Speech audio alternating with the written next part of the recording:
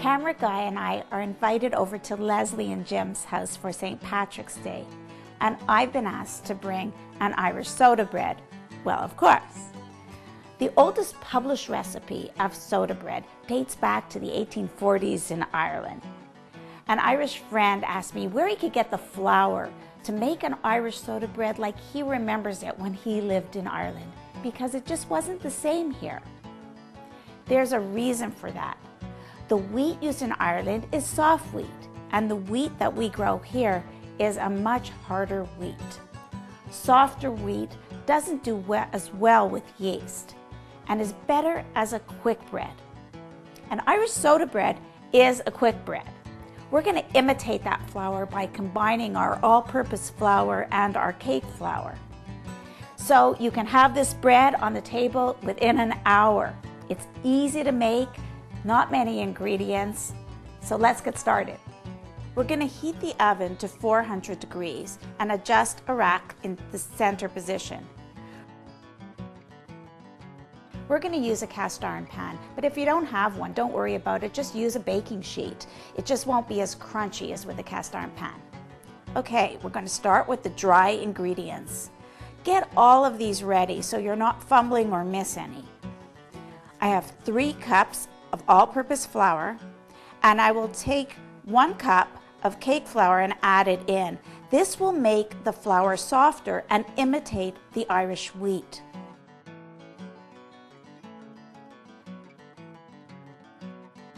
We'll add 1½ teaspoons of baking soda and 1½ teaspoons of cream of tartar,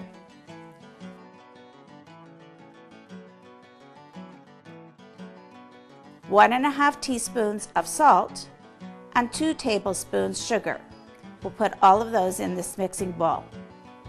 Add the 2 tablespoons unsalted butter. It's softened, and I'm going to rub it into the flour using my fingers until it's completely incorporated and the mixture resembles kind of coarse crumbs. Let's make a well in the center and add 1 3/4 cup of buttermilk.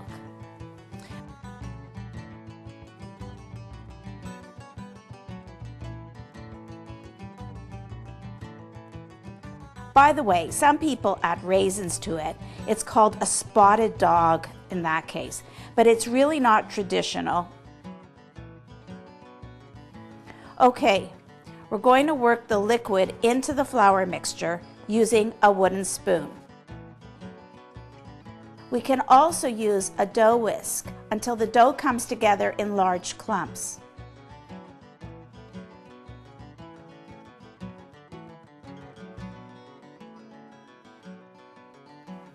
Now let's dump the dough onto the work surface and very gently gather together into a bowl. We're going to knead this a few times, and with the palms of my hand, I'm very, very gently flattening it into a dome about 7 inches round.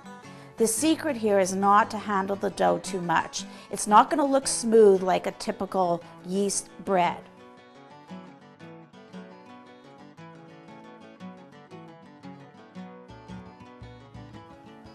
With a knife, I score a 1-inch deep X across the top of the dough.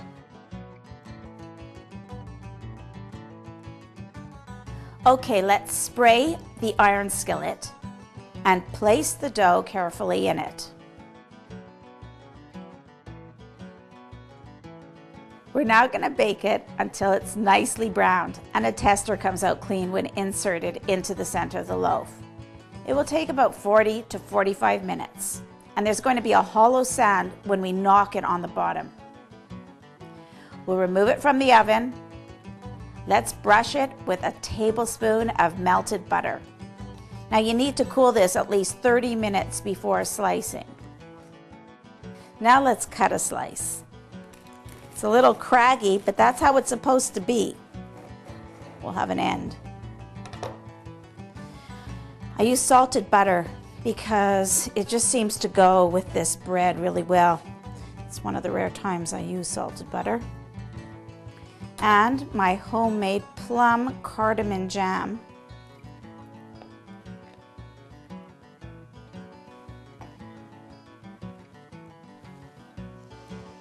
Looks good. I hope Jim and Leslie like it. Until we bake again.